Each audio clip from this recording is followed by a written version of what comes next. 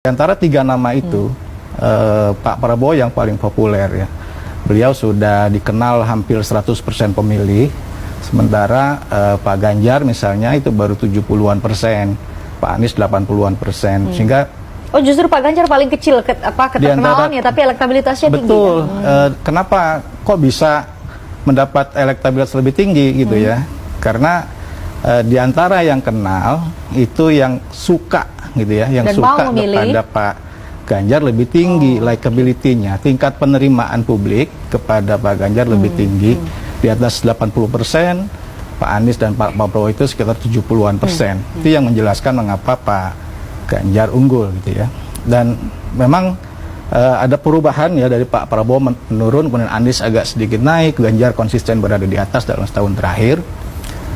Tadi Presiden bilang bahwa ini berebut di ceruk yang sama, itu saya kira ada benarnya.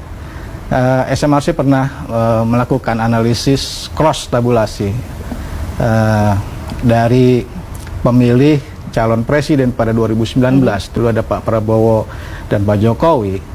Kita tanya dalam survei dulu pilih siapa gitu ya. Kemudian sekarang kalau pemilihan presiden pilih siapa.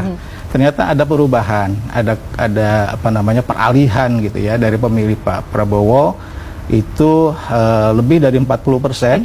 Itu sekarang pinginnya milih Anies.